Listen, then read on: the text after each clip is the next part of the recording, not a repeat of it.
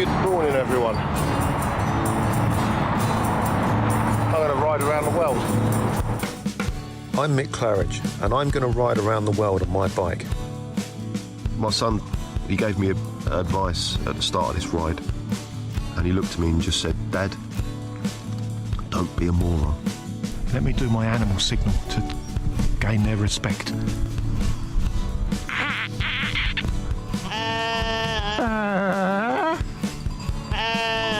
How's it going, Sally? Yeah, I'm alright, Mick. How's it going? Worse than that bit in Lord of the Rings where they go into the top and the spider's in the tunnel. I'm just hoping there's a spider at the top of this one to kill me. Freezing. And I failed. I moroned up the ride.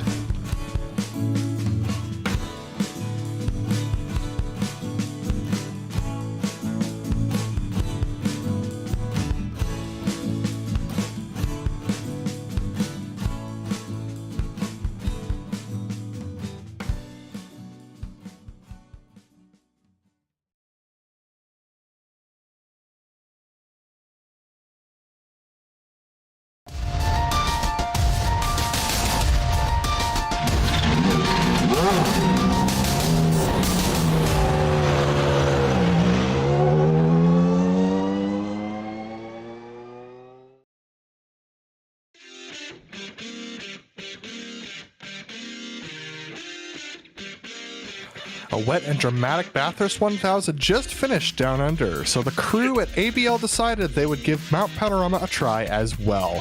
Who will be able to survive the chaos and carnage of Bathurst? We'll find out soon as we get ready to watch round 2 of the Absolute Beginners League, and you'll see it all live here on the Global SimRacing Channel. Hi, I'm Adam Lindgren, and joining me remotely in the booth is Joe Peak. Behind the scenes is our director, Ryan Bauer, and he's using cameras provided by Dougie Beard. It's brave to take any car to Bathurst, much less the infamously loose Skippy, so to find out what makes the mountain so challenging, let's head down to our track guide.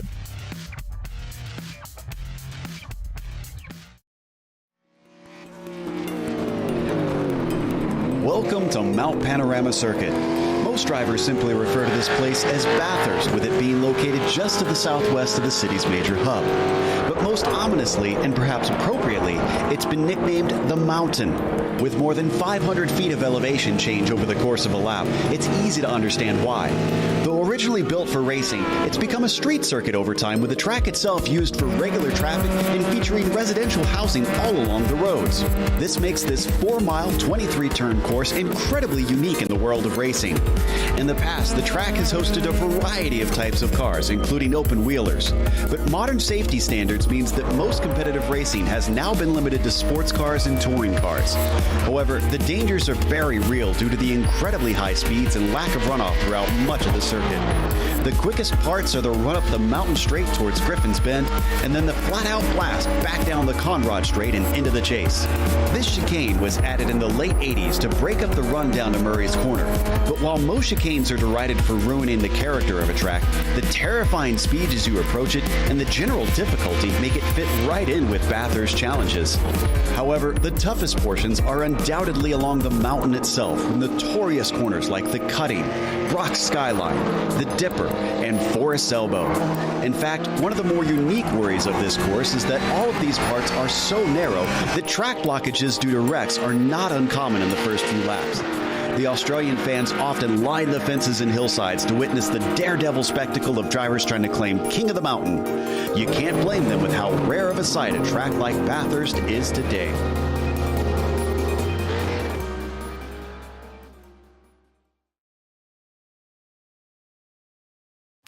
Oh, there we saw a couple of reasons why Mount Panorama is such a challenging track. But Joe, why don't you talk to us about how the Skippies are going to handle this today? Well, it's certainly going to be a challenge, as you mentioned. These tend to be tail-happy cars, and especially basically from Griffin's Bend all the way to Forest Elbow, it is going to be tough for them to try and get the maximum out of it, because those loose cars will mean that those rear wheels are going to get close to the walls. And then, of course, then they have to deal with the slipstream battles. They're going to take place up Mountain Straight and down Conrod Straight. So basically, there's no escaping the action. They're going to have to be focused at 10 tenths basically the whole way. Yeah, it's definitely going to be an epic race for sure, especially with the slow speed Skippy. So we'll see how this goes. Taking a look at the team standings for the championship. After a single round, this is the driver standings. We got Nathan Wade up there in front, only 3 points ahead of David Burns. That's that single point gap down to Nick Von Roberts. And then Chris Kavanka is down in 4th position. Marcus Beifelt in 5th with Roger Hooker in 6th.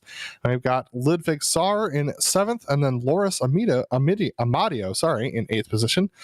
Oliver Wolfgruber is in 9th, and Kevin Bugden rounds out your top 10 in the driver's standings. Down to the teams, Joe. Up at the top of the teams, it's the skid markers, only 2 points ahead of WM Racing, Two Stupid Dogs, sitting 5 points behind them. Team Haas CCR Skippy, a mere 10 back. So there's your top 4 right there. It is very tight after this first round. We'll see if that switches up after it goes on beyond this. And of course, you can see a couple teams have failed to score in that first round. Damage Beyond Recognition and Street Trends Sim Racing 2.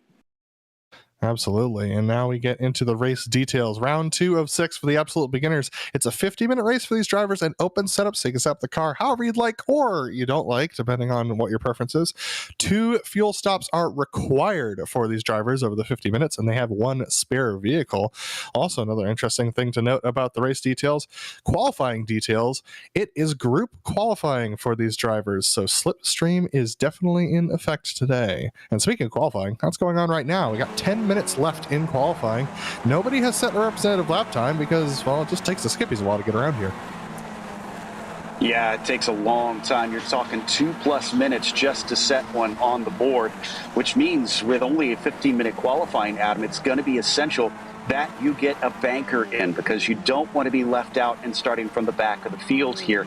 It's so easy to get in trouble if you have basically everybody in front of you. We've seen complete pileups and track blockages at this track and even professional series before. Absolutely. There you see a couple of people jockeying for straight line speeds, jockeying for that draft here. We got Nathan Wade up at the top of the qualifying charts right now by 0.6 over Kevin Bugden. So very interesting for sure. Nathan Wade is actually not even close to first in line of all these drivers. He's actually second behind Christian Kabanka. So definitely Christian leading out that pack definitely did not have the advantage going into the first lap. No, unfortunately not, but Nathan Wade has got a nice tow here for himself, that's for sure, and he's already got that provisional pole position, so it's looking good for that 24 machine. Kevin Budgeon is behind him by a significant chunk, 0.6 of a second. Yeah, absolutely. So now we're watching on board with Nathan Wade, our current pole sitter, as he's chasing Christian up the mountain. Such a challenge to do so around here. So tight is this course. When, as you said earlier, Joe, with the loose vehicle, I mean, you can see you're pointing the nose at the barricade as you come around McPhillamy. So it's just such a challenge. Oh boy, loses Nathan on the brakes, able to hang on to it, but that might have got him an incident. So this lap might not count. Yeah, he will still have time to do some more if need be. The other bad thing, following so closely behind those drivers, if they have a mistake, you basically have no time to try and react. Yeah, absolutely. So we're looking off the back of Roger Hooker, who leads this four-car train, and now they're going down onto the long and sweeping Conrad Straight. This is a challenging straightaway because right at the end of it, there's that right about 20-degree turn that brings you down to the braking zone, and it's just so challenging to tackle this right. Here we go, coming into that corner, and everyone wants to brake as late as possible to try and get the best lap time possible. So looking like everyone's driving clean right now. For right now, we'll see if that lasts once they get to the green flag, of course. And as we see Roger Hooker try to pull a bit of a tow down into Murray's corner, let's see what this lap winds up being. Was this clean for him? So coming on to the straight across the start finish line now, Roger Hooker with a 2:32.765, so not a fastest lap there, but Nathan Wade puts another fast lap in. So Terry McGrother actually jumping up to the second position. So absolutely an epic drive for him. There you see a couple of people pulling out, maybe trying to make a little bit of a pass here. We do have 6.5 minutes left in qualifying, and they're setting 2:31, so they've got about 3 laps to go here. Yep, just a bit of time left to try and get one on the board, so it's not getting dire yet, but you don't really want to dilly-dally here. You've got to do your best to try and make use of the time. Meanwhile, as we come back up the hill, this is where it gets narrow up through here. Kevin Budgeon with a whole heap of cars in front of him, so he's going to get a good tow, but this isn't the section where you want that tow. No, absolutely. This is a section where you want to put as much power down as possible. So Kevin trying to measure out his pace. Realistically, the fastest person in this line is going to be in about second or third on the mountain. So as we go streaking by, it's really funny is it doesn't look that quick from the off-board cameras, but when you ride on board like this, you absolutely get a sense of how fast these cars are going. It looks faster than it is because they're down lower to the ground. Oh, a little loose there. Who was that ahead of Gordon Vondenbergen? That was very, very loose there. That was Roger Hooker, actually. Sure. Oh, man. We were watching from him earlier. Wow, getting all kinds of sideways down through the dipper and still holds on to it. And see, this is what I was talking about. Even if he doesn't wreck, the car behind now is going to be slowed up and checked up. So they'll get some time back from that slipstream here down Conrad, but I don't know if it's going to be enough to make up for it. So down Conrad, Roger Hooker probably had to put on the brakes more than he would have liked going down through the dipper. So is Hooker going to try and make a pass here? Yes, he is. This is actually going to compromise his line into the right-hand turn. So this actually might not be a good lap for him this time around, but they're going to start leaving behind. Nick Van Roberts, who is starting to fall back there as well. A little bit loose there for Hooker as he now leads the train. Still half a second right now between Wade and McGruther for that top spot. But from there on down, it gets very, very tight, especially between P2 and P3. The 27 of Von Roberts, less than a tenth of a second behind. We just got Oliver Wolfgruber, who jumps up to the fourth position, who just completed a couple of laps. He's in a group that's ahead of this pack that's going into turn one right now. So, yeah, very interesting stuff there. Nathan Wade putting in yet another fastest lap, now 6/10 clear of Marcus Byfelt, who jumps up to the second position. Yeah, Marcus suddenly putting himself into the equation here. And will this be good timing for Wade? He's got the run, but look, he might get boxed in ahead of him. Two cars also side by side up there in front as they head towards Griffin's Bend. He might be able to get to the inside, but this is going to be sketchy, and he will be able to slot in the line at least. Yeah, but he had to back out of it a little bit, and these two are battling up ahead of him during qualifying, so looks like it's got to be another 2 laps here, and so this lap and the next one is all they're going to be able to get time for. So this battling means that Nathan Wade probably has his fastest lap in the bank already, unless he can get past a couple of more folks. Yeah, he'll be able to cycle around for one more try. It depends on whether or not he'll be able to overtake them or utilize these cars in front of him to get that good lap. Watching out, because honestly, with the slipstream here, Adam, you really can't bank on it just being maybe these top 5 going for that pole position. Anybody could manage to sneak one in. Absolutely. So you can see people taking different lines. We right on board with Terry McGruther now, diving down through the dipper, nose to tail for these drivers. Terry taking a little bit slower there through the dipper than the rest of the drivers. So very interesting strategy there for him, probably trying to gain a little bit of a gap. Oh, who is that who just went wide? Very interesting there. I believe that was Roger Hooker again. It's so easy to do that down through Forest Elbow, Adam. You basically lift the left front tire off there as you're trying to brake and get the car to turn in. So you'll see them lock up that left front pretty frequently. 3 wide there. Looks like people are trying to set up for these final laps. That's Kevin Budgeon, who's getting a little bit loose on the outside. He now ducks it down behind Nick Van Roberts and falls in behind that yellow Nick Van Roberts machine as Terry McGruther now up ahead of Nick Van Roberts. So leading this pack, it is Nathan Wade with Gordon Vondenbergen. Oh, Nathan's going to pull over a little bit. He doesn't want to lead this pack. Neither does Nick Van Roberts. Everyone's trying to back down a little bit to get a good start to their final lap. Yeah, everybody's trying to play the game here and see if they can get enough of a space to get a run in that slipstream.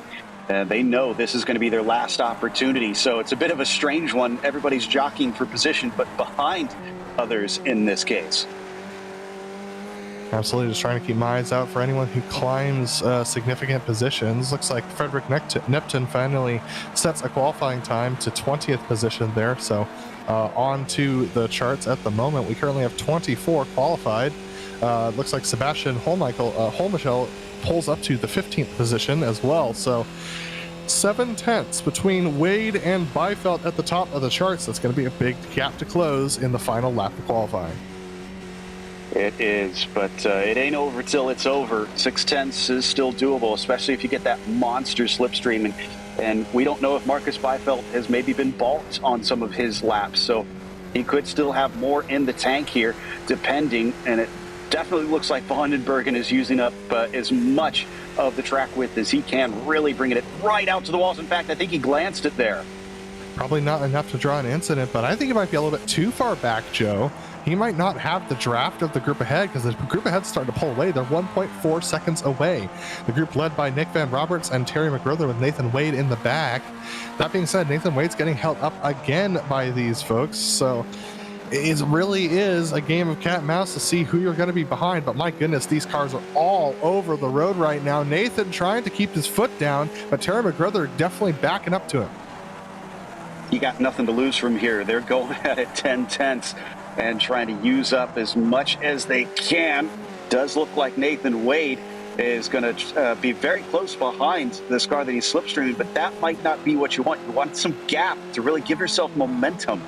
He's going to have to try and make the pass and keep it tight to try and get any sort of draft off of Nick Van Roberts. Able to do so.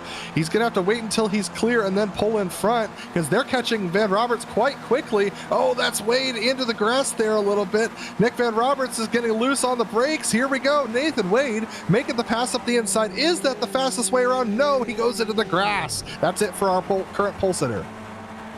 Yep, and he knows it. He pulls off to the side. He doesn't really need to be back onto the track and interrupting anybody. So Terry McGruther, who sits in fifth, can he make up his gap of almost a second to try and get closer to that pole? Can he maybe at least put it on the front row here as he comes across the line?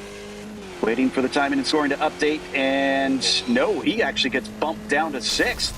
Nick Van Roberts up to second position. Marcus Byfeld bumped down to third, and Kevin Bugden currently in fourth. Looks like a couple of other drivers struggling with a couple of incidents as we get into the closing moments of qualifying. Looks like Jeff Randall's coming around the final corner now. Be right on board with Podacek, and they're just going to have some fun here. They're going to do the jump here at Bathurst. It doesn't quite completely make it as he goes end over, and that might end our qualifying in that case. It looks like it will. We still have, well, actually, with 2 minutes 30 on the clock and Jeff Randall climbing the mountain, he's got time to complete this lap. So Jeff Randall, all by his lonesome, it's not going to be a quick time, but he's down in 11th, so he's got some places he could possibly make up. So Jeff Randall, all on his lonesome, is looking to set a solo qualifying time and possibly improve his chances at the race. Yeah, right now his best of a 2:31.9. Looks like that puts him about 1.4 seconds off the pole here. So he could find some time out there on his own. There's nothing that says you can't just put a stonker in without that slipstream. I think 1.4 is enough of a gap that he can maybe go faster than this, but we'll see as he brings that sort of Lotus liveried Skippy down the hill.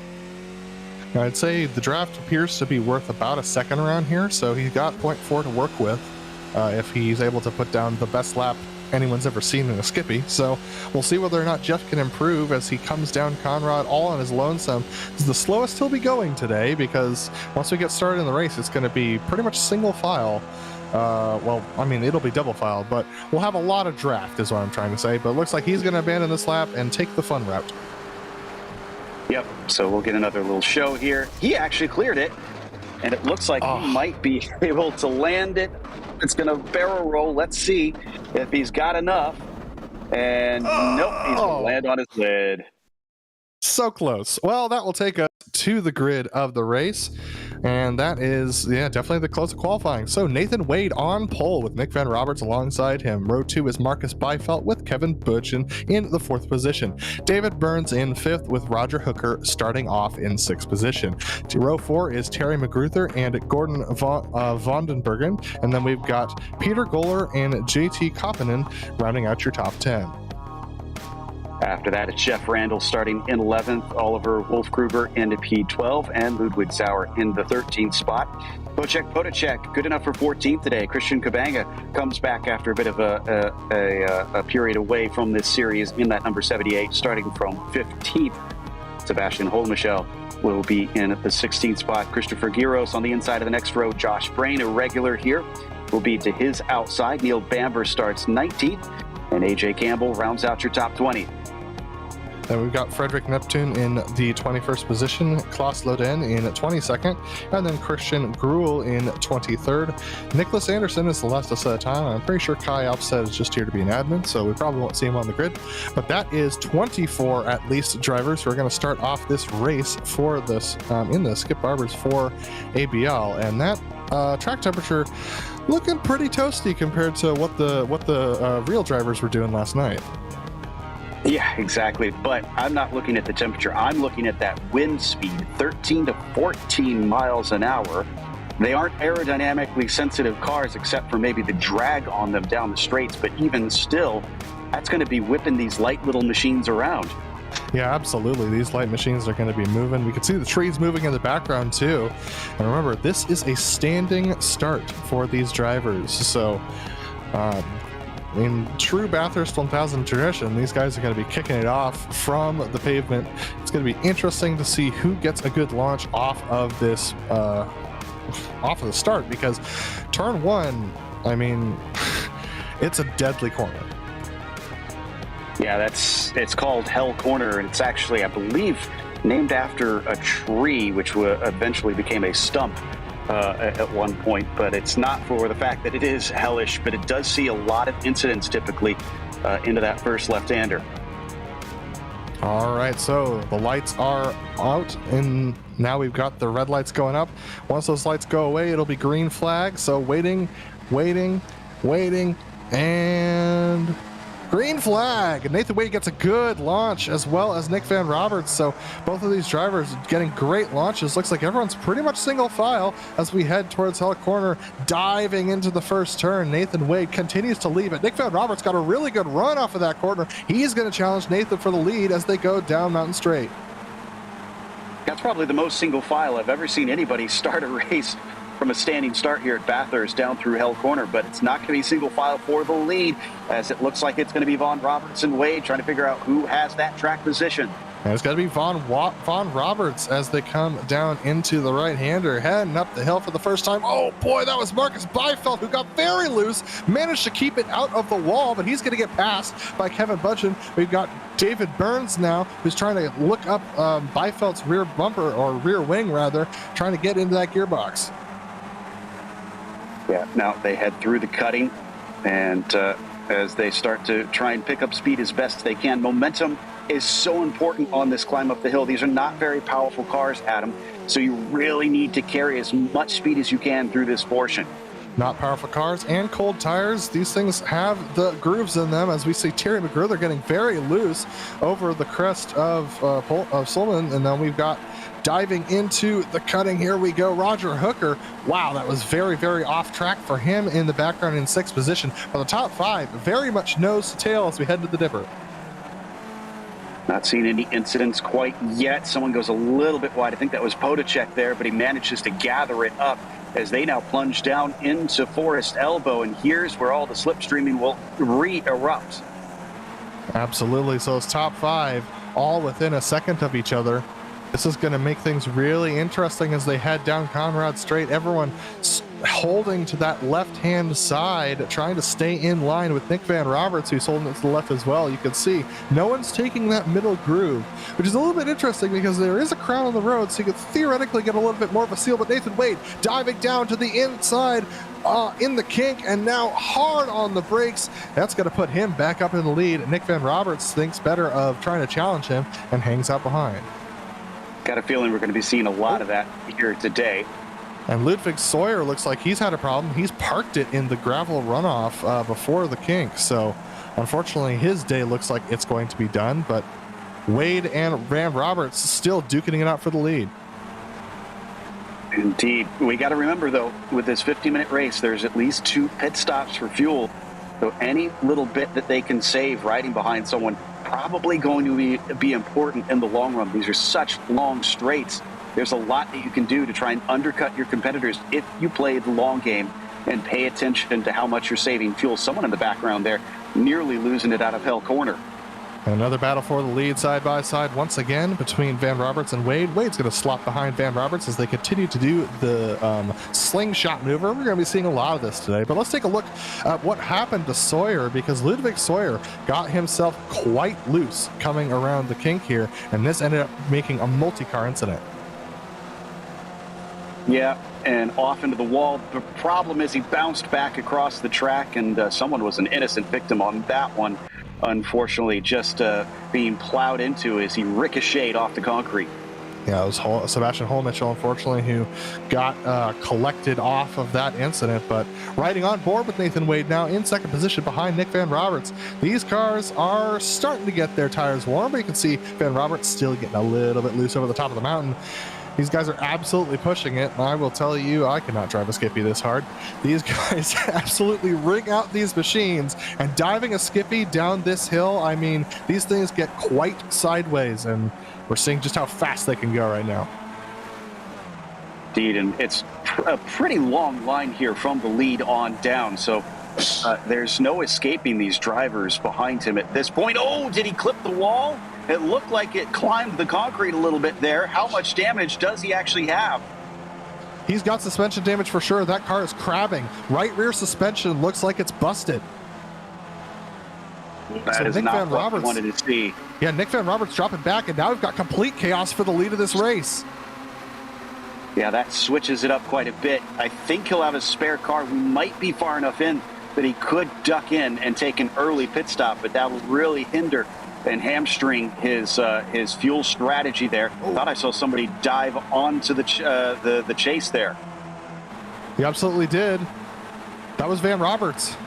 Van Roberts couldn't make the turn. He's trying to get it back to the pits. He will do so successfully, but my goodness, that was almost terrifying for Van Roberts.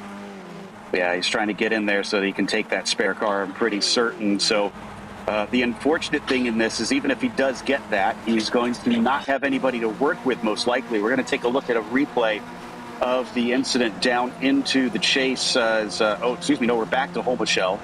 Yeah, this is Holmichel getting really get taken out. Yeah, he got collected in that initial incident. Fortunately, didn't collect anyone else. So here is the incident that we just saw with Van Roberts trying to get on the brakes, but man, with a busted right rear suspension, that thing does not want to turn. Yeah, that's always the risky thing when you've hit the wall and you don't necessarily know how the car is going to handle, and you're just kind of hoping and praying that it's going to turn in fine enough. I mean, he did get there eventually and still was able to reach his pit stall, but that was an adventure. Yeah, and you can see sparks coming out from the right rear as well. But here we are, battle for the lead, extremely epic right now. Marcus Byfeld is not as patient as Van Roberts was, and he absolutely wants to push Wade forward right now. They've got Kevin Budgeon in third position. Fourth is David Burns with Roger Hooker in fifth. I mean, it is a long line of cars, just nose to tail, down to 12th with Wojciech Podacek. Wow, this is incredible. And if you are Nathan Wade right now, you want to try and break this slipstream any way possible. Unfortunately, that's going to be pretty difficult. It's a pretty far ways back before you actually cut that off from having an effect on the car behind you. So he's going to have to push probably in the mountain portion of this track. Sorry, Jeff Randall just had a problem. He hit the inside of the Forest elbow. He's got major damage as he's trying to get himself going. There you see our leaders streak by. Oh my goodness. What an epic shot from Dougie Beard as they continue to streak by, but the lead side by side again as Byfeld wants that position. They can see them chopping on each other, trying to find that track position, place themselves for the braking into the chase. But it looks like Byfeld will be able to pull away. Yeah, much cleaner this time by through that kink there. So now side by side once again in the background. I believe that was Peter Goller and Roger Hooker who were side by side for the 5th and 6th positions. But look at this, Nathan Wade pulling out of line a little bit. Possibly doesn't want to lift at all, but just wanted to make sure to not get into the back of Byfeld. Yeah, I think he's trying to play the strategy here, obviously. And you got to think 10 steps ahead in this style of racing. It's compared a lot to super speedway racing on the oval side with Daytona, with Talladega. It's not just about the prowess behind the wheel. It's about the strategy that you unfold. Almost looked like he made a little bit of contact there, Budgeon did on Wade. Very close there. Lots of side-by-side battles as they come into the right-hander. Oh my goodness, look at them all string out back there. We are less than 10 minutes into a 50-lap race, and these drivers are driving like it's the last 10 minutes. Yeah, this has been something to watch for sure, but we've come to expect this out of the Absolute Beginners League. They like to just race one another, and it's not that there is a lack of skill. I know the name might make people think that that is the case, but they're basically an open league that is there to try and teach anybody of any skill level, hence the name.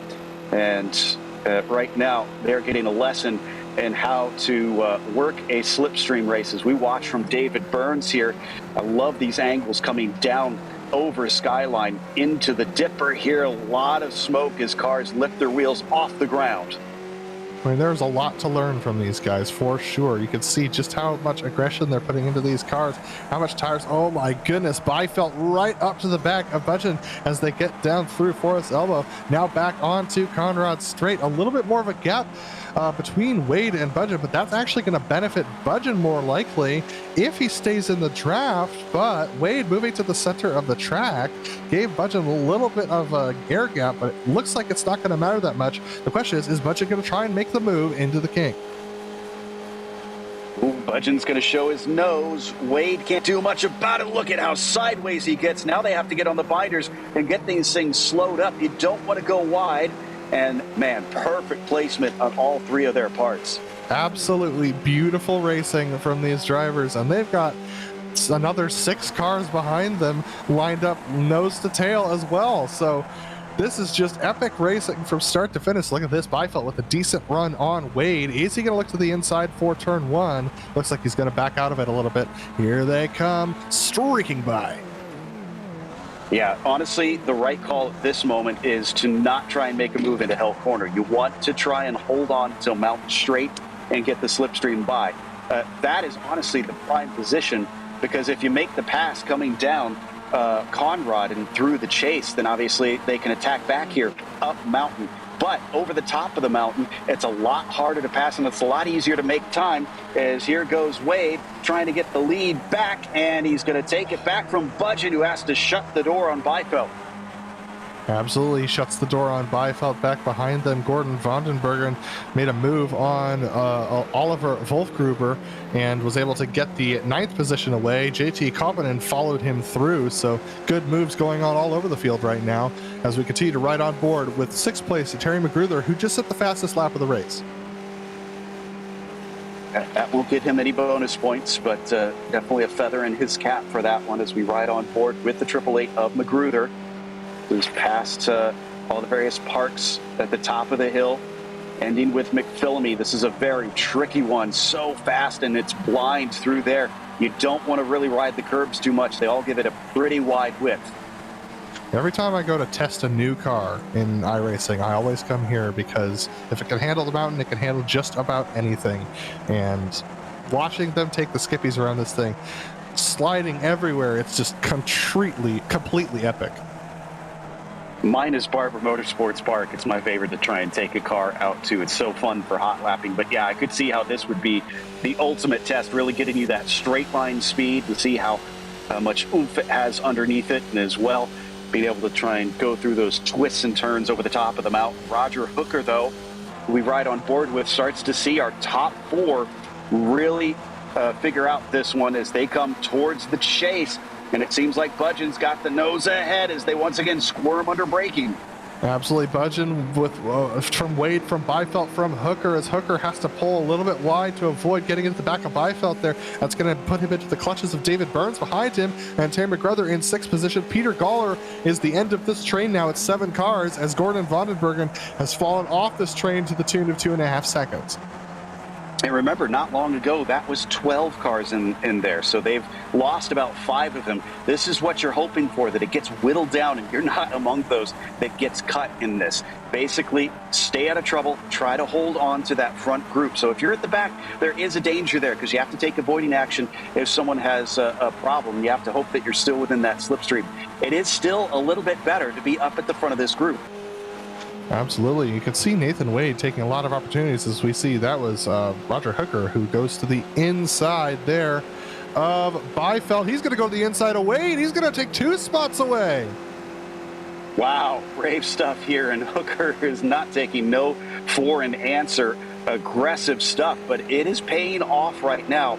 We're getting close to the halfway mark. We should see them all have to pit before they reach 25 minutes. So they've got basically 8 or 9 minutes left before you will see everybody in.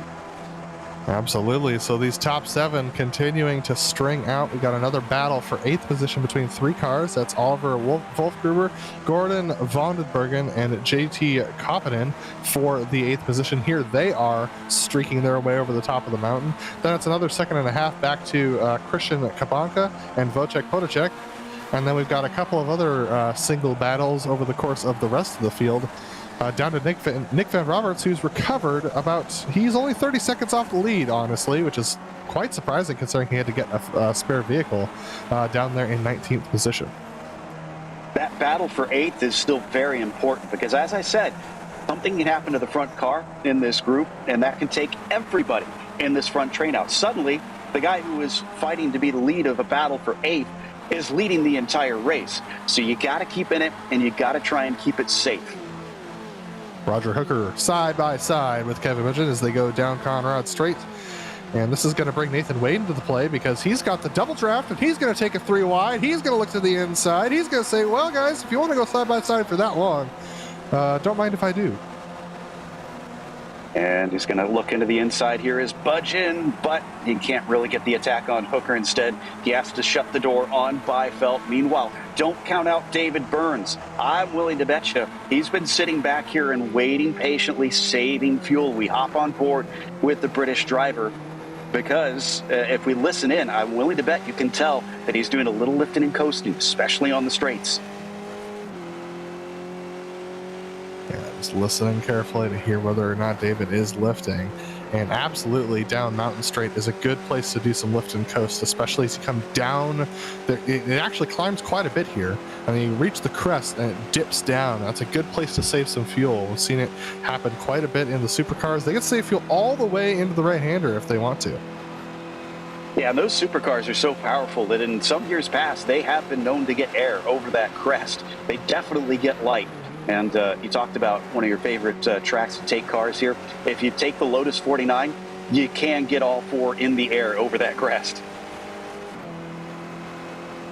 Looks like Jeff Randall sets the fastest time. That's quite fascinating considering the fact that he's down in 20th position. So looks like the spare car and a little bit extra fuel is helping him out with getting some speed.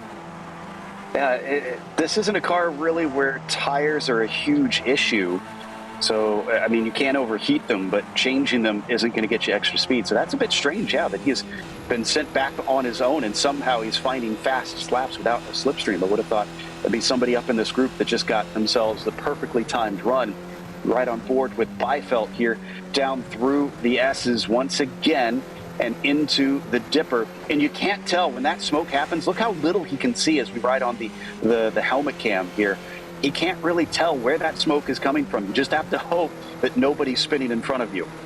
Absolutely. And to be honest, I'm starting to feel a little bit of calmness come over this front pack. It seems like That won't last long. all the duking and jiving seems to have gone away a little bit. I think they're waiting until that next pit stop. That being said, one person who definitely doesn't wait is Roger Hooker. He's going to look to the inside of Nathan Wade, take away the lead position, but I think Nathan's going to be willing to give it to him. And he's going to let Roger take that shallow line through the kink. Does not challenge him under braking, and it's going to be Hooker who leads them out into the front straight again. Hooker has that track position. Are they coming into the pits this time? Yes, they are. At least a good chunk of them, leaving only 2.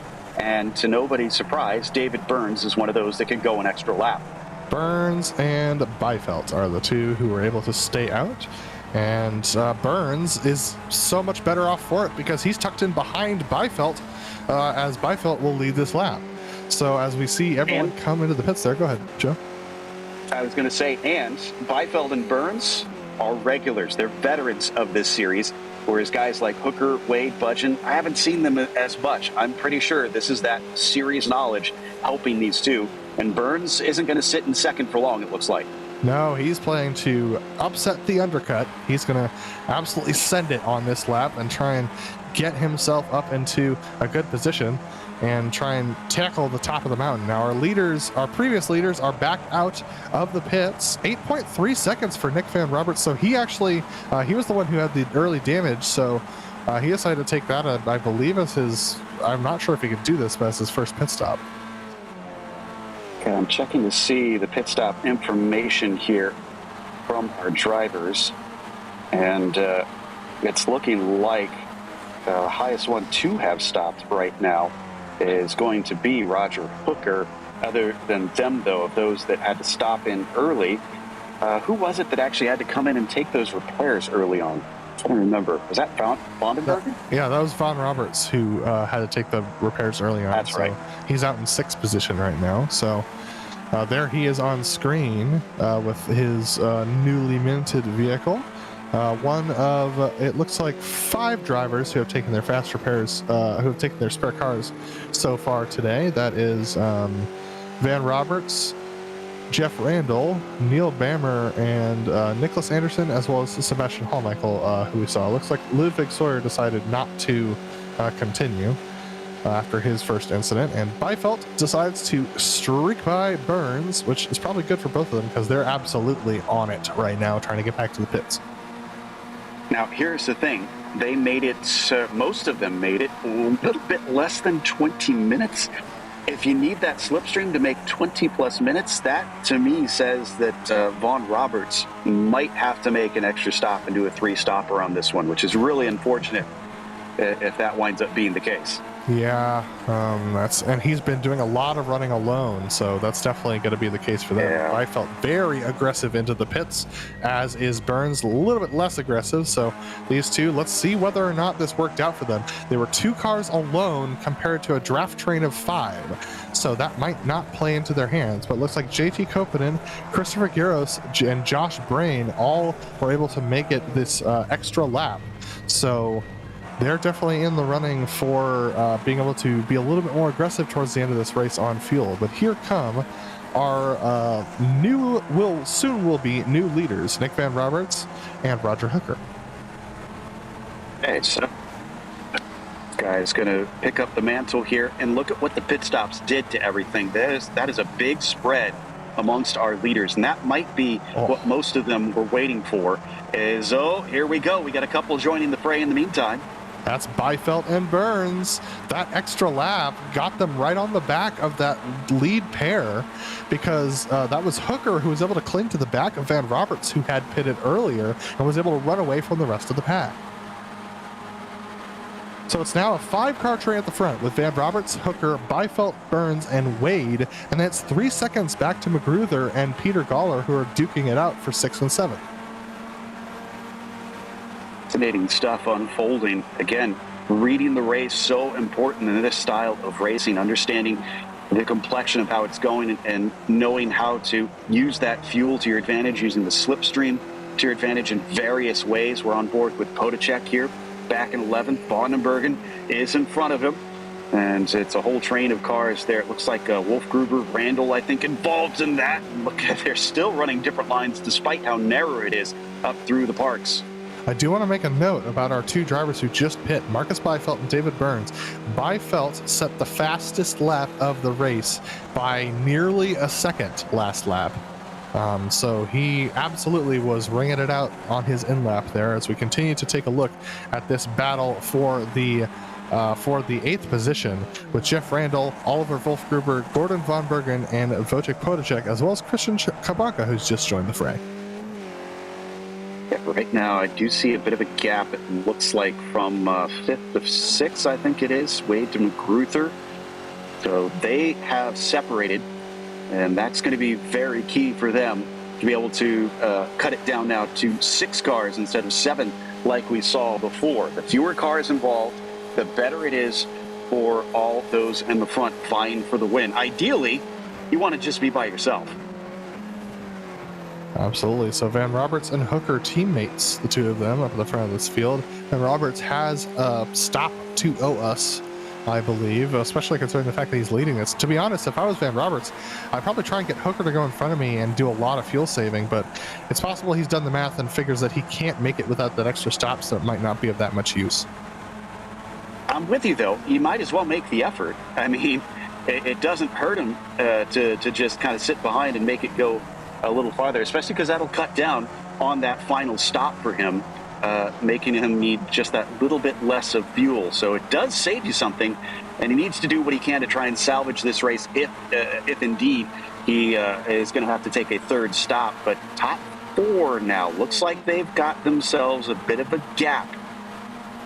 There's the trade between Hooker and Van Roberts. Van Roberts is going to maintain in that 2nd position and follow Hooker through up the hill. So that was actually a good swap over for the two teammates as they play this game quite well. Byfelt and Burns tucked in behind with Nathan Wade, and now down by about 1.5 seconds. So unfortunately, not looking like he's able to maintain it, but a nice battle for 6th position between Peter Galler, Jeff Randall, and McGruther as they're all side by side coming up the mountain.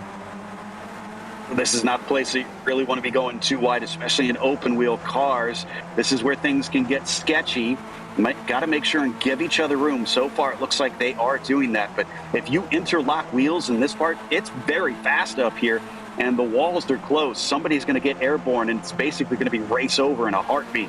Well, it's fast and it's blind. You got to remember these skippies have the new damage model, so these things start shedding parts that can absolutely do damage if you run through them. So very dangerous for these drivers for sure if they get into a major incident. So man, the Dipper just absolutely epic in cars that have this much slide angle. This is ambitious. This is ambitious right here, going side by side into Forest Elbow, and it's going to hurt both of them coming off the corner. This means that everybody behind them is going to have a good run and the tow.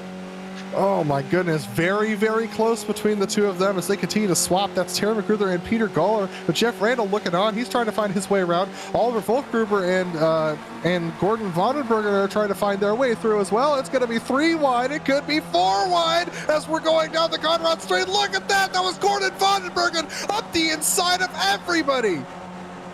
That'll get him 6th place, but how long can he hold on to that? A little bit of elbows out into the chase. It looks like Galler and McGruther got away with it, but just barely. Oh, and Nick Van Roberts, is he in the pits? Yes, he is. So Van Roberts hits the pits as well. Absolutely. So Van Roberts into the pits. That's Jeff Randall into the pits as well. So a couple of our drivers who had early incidents taking their pit stops. So my goodness, what a move from Gordon Vonenbergen to make that inside move through the kink and get in front of that entire pack. I mean, that was some guts. I think that's confirmation that Von Roberts is not going to be able to get to the end on this lone stop. We just did hit the halfway mark, so nothing doing there. Wow, they were tempting fate with that one, coming down into the chase, wheel to wheel. But credit to them. They made it work. When the C's part, you take it. Gordon Vonenbergen absolutely sending it up the inside. And then those two getting behind him, Terry McGruther and Peter Galler, who we saw making a little bit of side-by-side contact. Fortunately, no harm, no foul for those guys. But Gordon absolutely leading a mad train of vehicles now from 5th down to 12th with JT Koppinen. Yeah, and in front of them, Burns is still your overall leader as well. With, let's see, how many do we still have in this train? Looks like it is still at 4 up at the front. There we see them on screen right now. So it really has whittled down, and might actually become 3, because it looks like Hooker's struggling a little bit. He's going to get enough slipstream to probably be brought back in, but he doesn't want to lose too much more than this. Yeah, Wade fell off by about a second and a half, and he was able to get back to him. So Hooker, who was leading at the beginning of the last lap, now nearing the back of this train and almost falling off. Wow, Wade took it very deep into Forest Elbow, able to maintain that speed. They'll all be on top of each other as they go through the kink, though.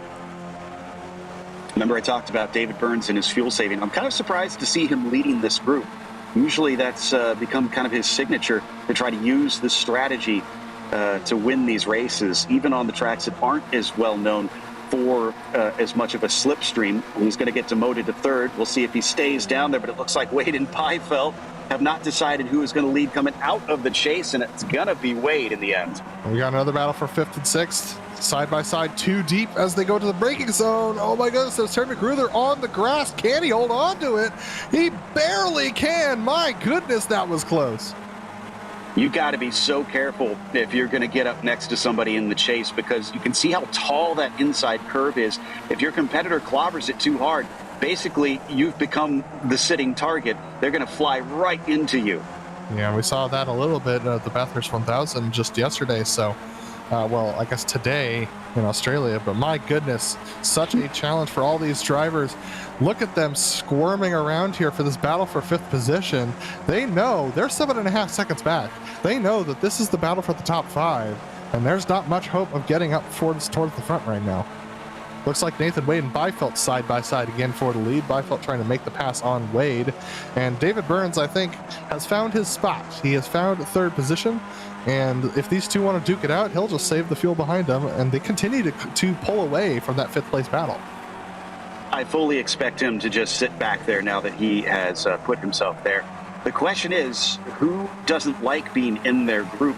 Because 20 minutes left, we're starting to see the pit window open for the final stint, if they want it. But there's usually not a lot of advantage to be gained by pitting early on that final stop. You want to continue to save fuel with your group as long as you can. Absolutely. So out of these four, I'd expect Beifeld and Wade to continue to do a lot of swapping. I'll be interested to see what Hooker does in a 4th position, because he did want to be up there in the lead of this pack earlier on, but he has decided to hang out in the back of these guys. To be honest, though, my eyes, at least for an incident, is definitely on that battle for 5th, because all of these guys want 5th, and none of them want to be behind anyone else. Yeah, it doesn't seem nearly as organized as the front group, even though the front has been swapping around. This has been just wild amongst these drivers with really no plan. Nobody's really working with one another. It's every man for himself. All right, so Gordon Vandenbergen, let's see whether he can do another miracle. It looks like it. Oh my goodness, that was a nice cut across there from Peter Galler, and Gordon's just going to give him a little nudge as they make their way past Christian Kavaka, who was leading that pack. It's going to be 3 wide behind them, though, once again. And who's that up on the inside? I believe that is Christian Kavaka, who pulls the Gordon Vandenbergen move and goes up into the lead. And these guys all trying to sort it out once again. Oh my goodness, that is Gordon Vandenbergen, who's getting a little bit pushed wide, and Peter Galler very loose on the exit of the corner. Yeah, trying to cut back across, see if he can get the spot away from Kavaka, and they're going to go side by side down into Murray's corner. Now, what this is doing, that slingshot that we're seeing, allowing you to pass 2 cars, that's valuable information to everybody who's attempted that. They now know how far back they need to be to try and use this to jump up. So if they're 3rd in line on the last lap, they're actually in the best position. That was Peter Galler, who got a little bit tight through the corner, ended up making contact with JP Koppinen, and now he is falling back a little bit because he had to save the car on the curbing of Hell Corner. That's going to give a moment for Kevin Budgeon, who's going to try and make a move on JT Koppinen for, oh my goodness, for 8th position. Our timing and scoring is so scrambled at this point because everyone's passing each other so quickly. Yeah, it is constantly fluctuating. We're usually used to that here at these sorts of races, especially with the skippies, known for being difficult to try and get track position and run away with things. Everybody tends to kind of hang on with you, and you get these big packs racing at just about every track they visit. Even next time out, Zandvoort, a place not known for long straights, will probably see them hang together pretty easily. Yeah, Zandvoort has that beautiful sweeping section through the middle of the second sector that just is an absolute joy to drive in any car, but is an absolute draft fest in these machines. Oh my goodness, a little bit of a squeeze there from with David Burns trying to catch up to the back of Nathan Wade.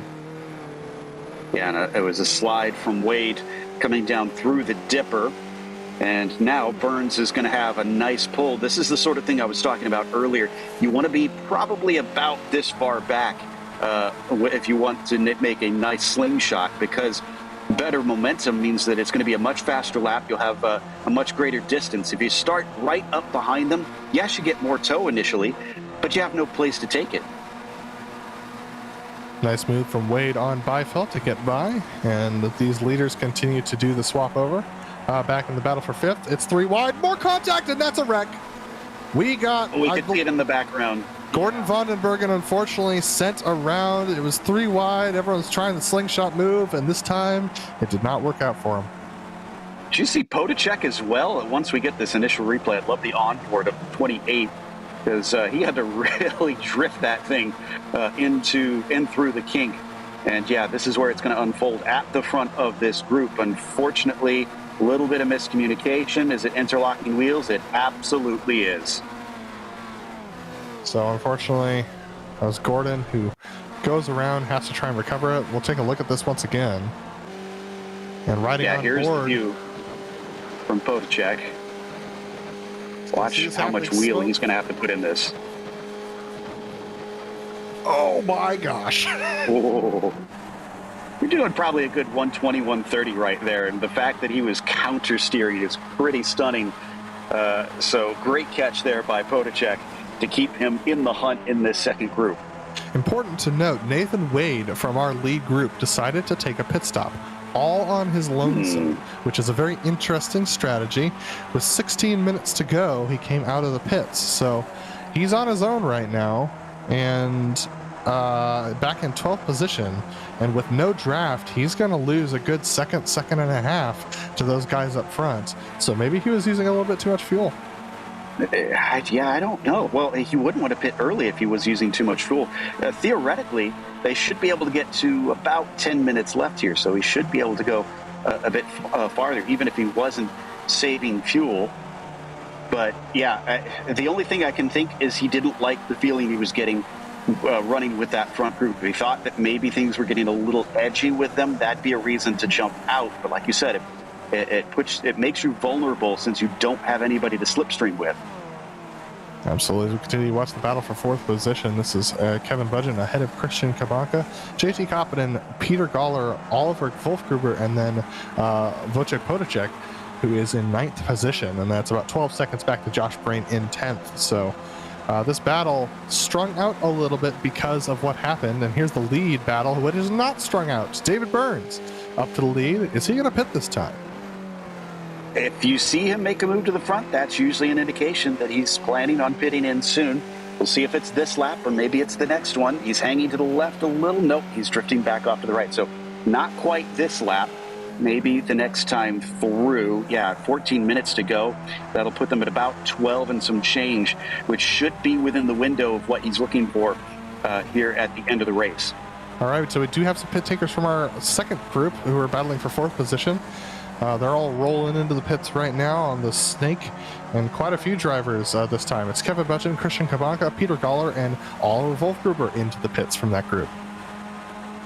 Right, the usual suspects there in that group, and they should be good to go to the end, but they still have a lot of friends to work with, so they can still have a slipstream train, which will actually help them go faster if they play it right. That's the other thing. That's why we said you want a buddy to pit with you. Is side by side for the lead, Burns and Hooker, and that was awful sketchy between them. I think Burns still has a bit of momentum and a leg ahead. Well, the funny thing is that Byfeld's sitting there in the third position right now. He's thinking to himself, guys, I have the fastest lap at this race. Why didn't you leave me lead us over the top of the mountain? Well, everybody wants to be the one to say, just let me do it. I'm the quickest. But, I mean, every race driver thinks that. Whether or not they are the fastest is debatable. And that's why you have these situations where you think that they would be smart about it and try to just sit and wait behind whoever is leading. But no, everybody wants to be up at the front trying to see if they can pull them away from whoever is trying to chase them. I mean, the good news is Koppinen is 11 seconds back. They're not really under threat, but they do still need to take a pit stop, and that will really make the picture a lot clearer. Absolutely. So as they dive towards Forest Elbow one more time, Burns still leads. He's led this entire lap, and he definitely defended against Hooker. Could have let him go by, but he thought he decided to try and hang out of this position. Byfeld actually dropping off a touch from these two in the lead. Looks like he's soft pedaling, so this is interesting. Probably trying to save a bit of fuel. I think these are going to try and make it to the end at this point. Hooker going for the pass, Burns not defending. I would expect to see these three into the pits this time. Absolutely. This is pretty close to the end of the pit window. They'd have to stretch it really, really far if they wanted to go beyond this one, and I don't think it's worth that risk. Not when you're going to lose your drafting partners. So, Byfeld hanging to the right. Hooker goes in. Burns and Byfeld are going to go for it again. They did one extra lap last time around, and they're going to do one extra lap this time. I cannot believe they saved that much fuel. Again, I didn't think that the risk is worth it, mostly because if you run out, then that really hurts your race. You're going to be so slow trying to coast your way back to the pits. But like you said, they saved one before. Should compound to 2 extra laps this time. And both Burns and Byfeld have been spectacular with that right foot. So there's Hooker in the pits, just having dropped off of this group. Burns and Byfeld, last time through, they dropped off of a group of 9 to make it 7 in order to do that extra lap. This time they dropped off of a group of 3 to make it just 1. Hooker's on his lonesome. Burns and Byfeld pitting together like this and going this extra lap longer has got them in a really good position because they have drafting partners. They have each other. Most of the other draft packs have started to break up a little bit with the exception of 10th on back, but there are 2 leaders going over the top of the mountain. You can see Byfeld clinging to the back of Burns. And what did I say earlier? Burns and Byfeld are the veterans here in this series. So yeah, they know exactly what they're doing. As we see Podacek in a bit of a fight back here. This looks like for 11th. Yeah, absolutely. This is Galler, Podacek, Magruder, and Kabaka. A little bit of side-by-side contact between Kabaka and Wolfgruber. I don't think Kabaka expected Wolfgruber to be there. Fortunately, it looks like both of them are okay, and they'll keep going. But side-by-side up ahead of them, between Magruder and Podacek, oh my goodness, that's going to be Podacek letting Magruder through. Does not want to see any contact right now.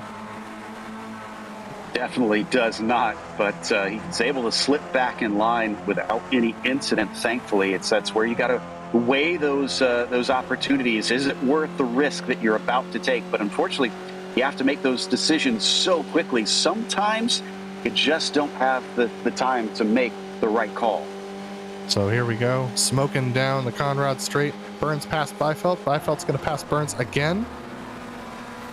And so now, that was quite loose through the kink, but Byfeld hangs on to it, says thank you, and they'll cruise towards pit lane, I would guess, or can they do another lap? I will be absolutely amazed. It's going to be pits in this time. Okay, yeah, I was going to say, that would be pretty stunning if they could go this many laps. But where are they going to come out? Look at them pushing that pit entry. You have to do that to maximize your time. It's a big risk because that chicane can often send you essentially flying back onto the track if you miss it. Anywhere between 36 and 38 seconds in the pit lane as they head towards their boxes. Looks like JT Koppinen's going to come in as well. That leaves Christopher Giros, who has yet to pit his second time. He'll have to pit this time as well. Byfeld and Burns hit their boxes, and here comes Nathan Wade tucked in behind Nick Van Roberts, who probably still owes us another stop.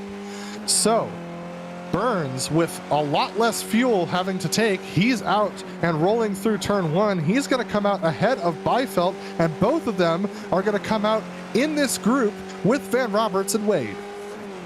I don't know if Burns was able to pull enough on them. Byfeld definitely did not. He's caught here, and it's looking like a gap of about, am I seeing right, 0.3 of a second? Yeah, they should theoretically reel him in very quickly, as long as they don't lose him over the mountain. Absolutely. Burns would have to do something miraculous over the mountain to drop these guys. Believe it or not, Nick Van Roberts, the teammate of Roger Hooker, who took that early pit stop and is now 5 seconds back. Nick Van Roberts is playing a very vital role in this lead pack because he's actually the link between Burns and Wade, who are on the same strategy right now, and he's the one who's going to be the draft man who's going to drag them up to Burns in the lead. The last thing you want to do in this situation, obviously, if you're that 27, is throw away the chance to fight for the lead. So yeah, this is where you got to play it cool, and you got to make sure that you don't start battling with those behind you. Use all the speed you can, get those perfect laps, and hang with that orange 125. They're going to have to, let's see, is this going to be, I think, only 3 more laps maybe? 3 or 4. Yeah, 3 more laps. Yeah, depending. Oh my goodness, very loose from Wade. Holy smokes, through the dipper. He almost lost it there. So Van Roberts now is going to be tucked in with Burns. The question is, what does Van Roberts do? He doesn't really have a dog in this fight, except for the fact that his teammate, Roger Hooker, is 5 seconds behind this group. Does he try and slow Burns down and bring this lead battle back to his teammate? I mean, that's a good question. To me, honestly, I'd say keep it a 2-person fight. That's going to be much easier to manage in this situation if you're Byfeld. But Burns is going to get that lead back. It looks like, no, he's not going to try and pop his nose out. So Van Roberts has a teammate in 5th. Van Roberts owes us another pit stop, so he will not play a factor in the close of this race once he takes his extra pit stop.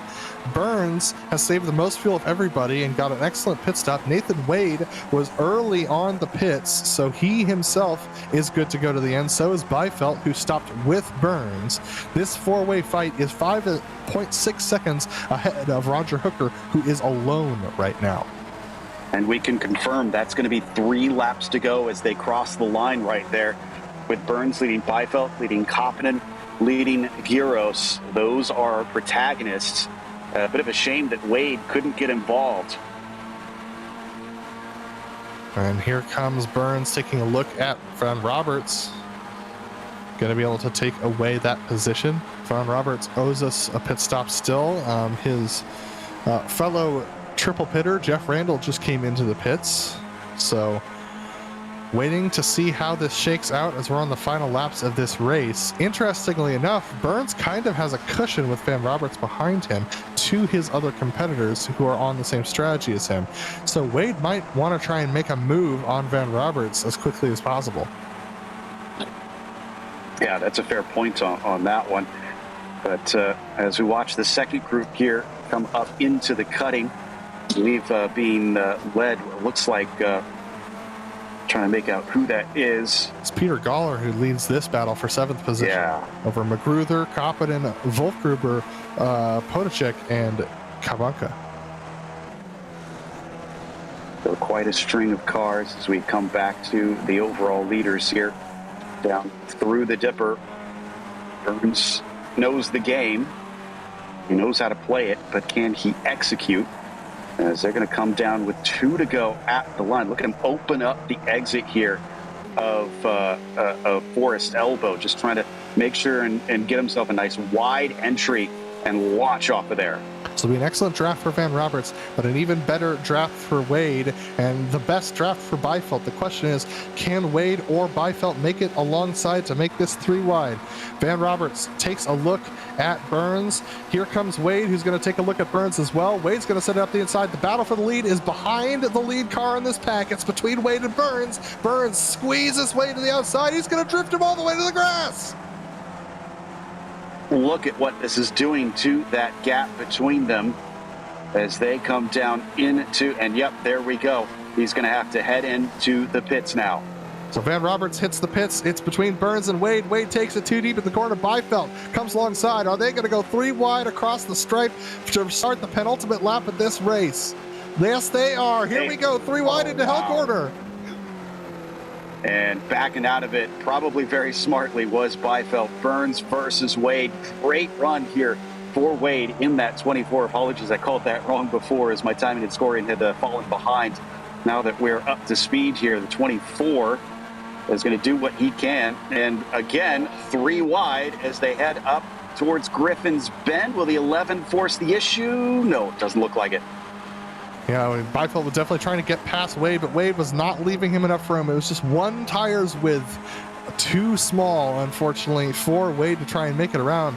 Byfeld, though, ahead of Burns, ahead of Wade, but Byfeld's got a good position. So the question is, where do you want to be on this lap? Because it's not the last one. Where do you want to be going into the final lap? Because these guys, even while they're tackling the top of this mountain, they're going to be asking themselves that question. Wade from Byfeld, from Burns for the win of this race. Exactly. Yeah, this is where you have to set yourself up. You need to try to think 2 laps ahead. You can't wait until that last lap to hope that you're in the right position. You have to try and put your chess pieces on the right square. Wade's been loose through the dipper before. He takes it very deep now as they go sweeping right, left, right, and now into the dipper. Loose again, but Byfeld a little bit looser. Burns putting some pressure on Byfeld here as they head towards Forest Elbow. Not a good time to make a move because you don't want to let Wade get away. Yeah, if I'm Burns, I'm letting them tow me along this lap. There's no reason to pass them here. They just sit back, get yourself set up for the last run out of Forest Elbow as they flash past us once again here on Conrad Straight. And as I predicted, yeah, Burns not really doing anything to try to get ahead. Byfeld, though, decides to make the move on Wade. It's going to be interesting because now you want to think to yourself, who do you want leading over the top of the mountain, and where do you want to be when you come into Conrad Straight for the final time? All these things going through the minds of these 3 competitors, Byfeld, Wade, and Burns, as they streak through underneath the Armor All Bridge for the penultimate time. These 3 are going to be duking it out for the win. They're going to take the quick left-hander onto the front straightaway and get the white flag this time by. If I'm Burns, I don't care if it's Wade or Byfeld leading over the top of the mountain. They're clearly good enough. They're clearly quick enough here. They're not under threat from Roger Hooker back there in 4th. So at this point, just give them a little bit of breathing room. Back it up maybe half a second and then launch off of Forest Elbow and get by both of them. Now, the downside is after the chase, he's still going to be a little bit vulnerable to them trying to cut back and fight them.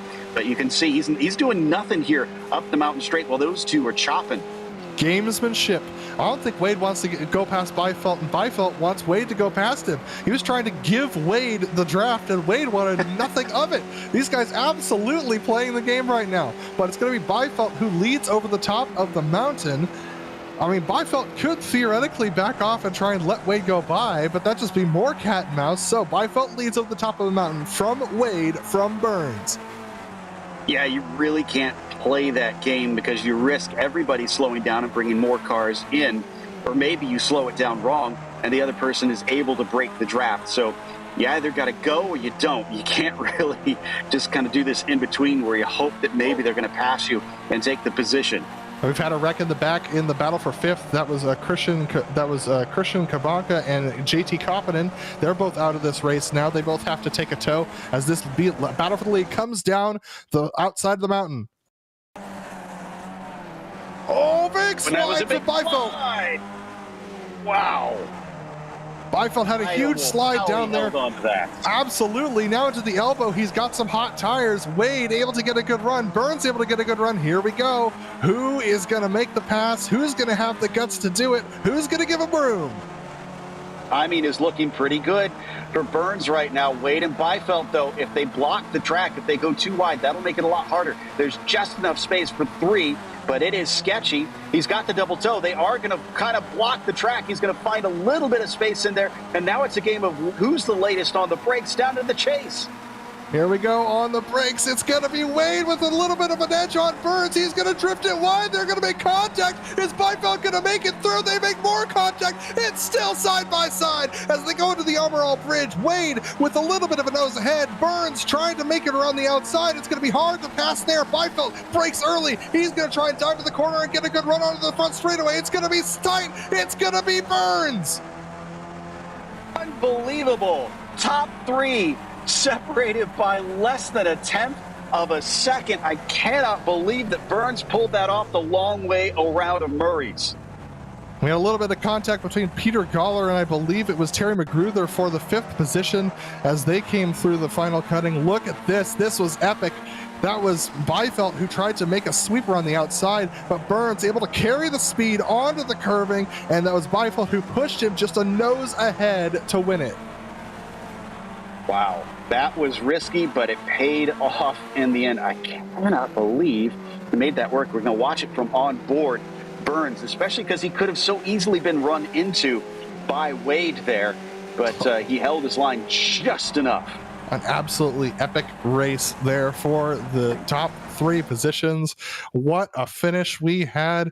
Well, don't go anywhere though, because we'll have the unofficial results as well as some driver interviews following this break. Don't go anywhere. You're not going to want to miss this.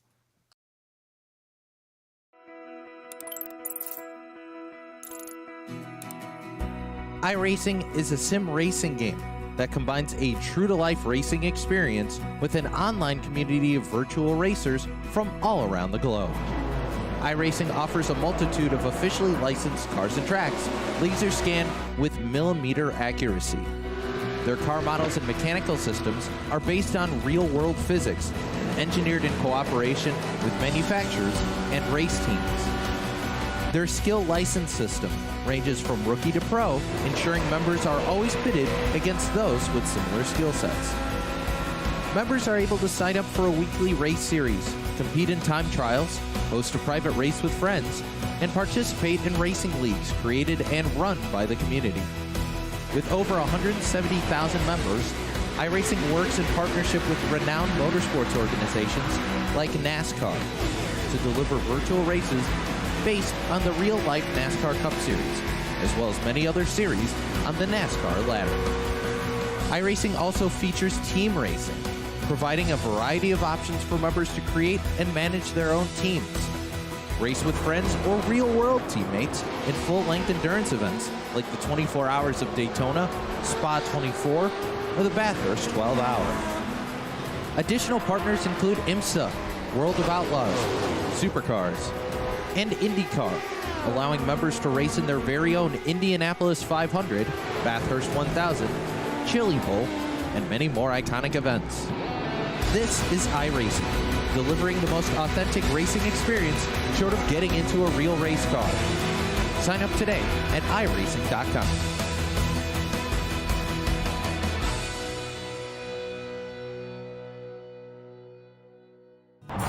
Good morning, everyone. I'm going to ride around the world. I'm Mick Claridge, and I'm going to ride around the world on my bike. My son, he gave me advice at the start of this ride, and he looked at me and just said, "Dad, don't be a moron." Let me do my animal signal to gain their respect.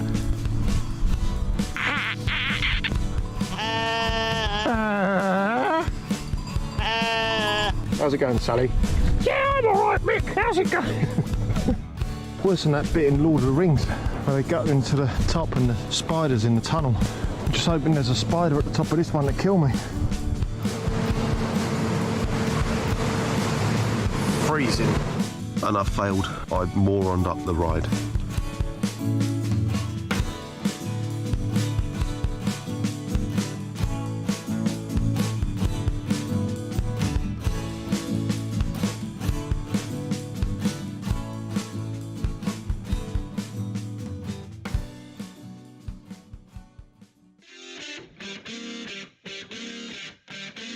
Welcome back to round 2 of the Absolute Beginners League here at Bathurst, and oh my goodness, did we get a race to see. An epic absolutely epic racing here with David Burns coming home with the win with less than a tenth over Nathan Wade at the line.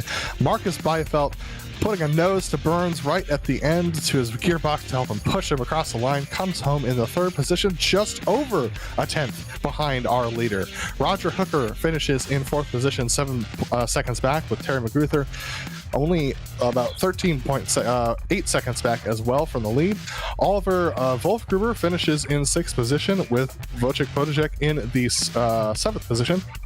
Nick Van Roberts, after having an early incident and taking an extra pit stop, comes home in 8th position, so a great recovery from him, with Peter Galler in 9th spot, with Gordon von Vandenbergen, after having his own incident, coming home in 10th. Christopher Garros comes home in 11th after having to take an extra pit stop as well, with Josh Brain in 12th position. Jeff Randall in the 13th spot, with JT Koffinen, who took the latest pit stop of the group, in 14th position. Kevin Budgeon in 15th, with Frederick Neptun in 16th position, with Klaus Lodan in 17th. Kai Apstead finished in 18th position today, with AJ Campbell and Neil Bomber in the 20th position.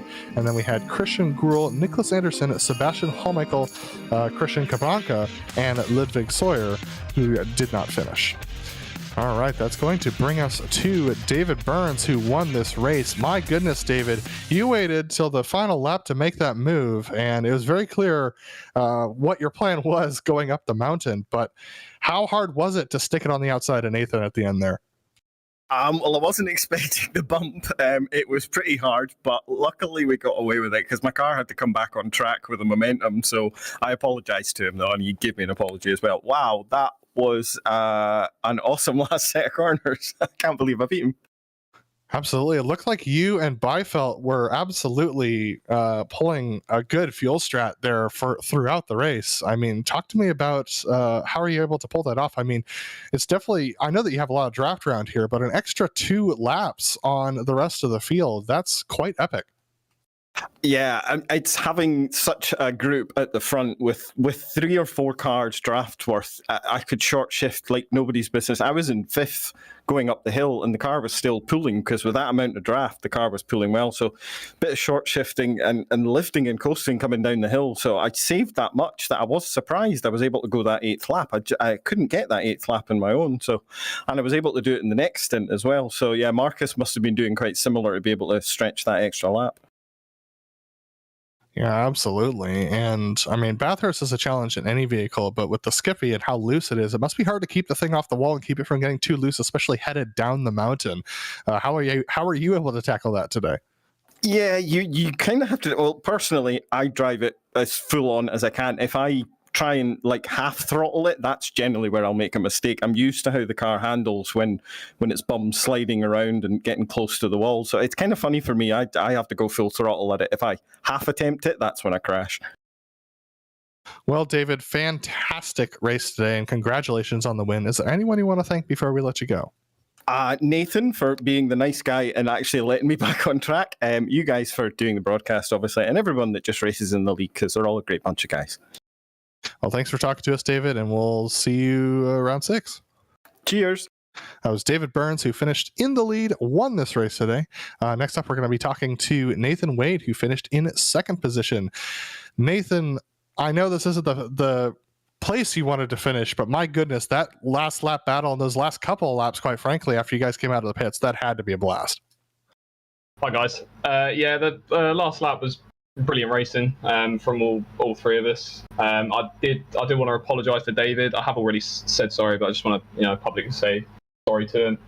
I pushed him off, and that was my fault. That's why I going into the last corner, I kind of sat right on the inside and just kind of let him have as much room as he wanted, because I didn't want to do the same thing again after we got away with the first 2 bits contact.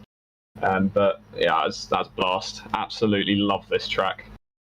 Yeah, it was a blast to watch as well. But I mean, you were able to hang behind Nick Van Roberts both of the times that Burns and Byfelt were able to do those extra laps, and Van Roberts was able to pull you back up to them.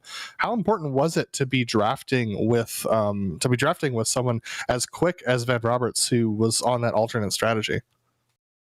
I spoke to Nick before the race, and we had the plan that we were going to pit kind of roughly the same time. Obviously, he had I think he lost or broke his suspension lap 1 or 2, but that put him on the back foot. And conveniently, when me and I think it was Roger made our pit stops, both the first and second stint, we managed to come out with Nick.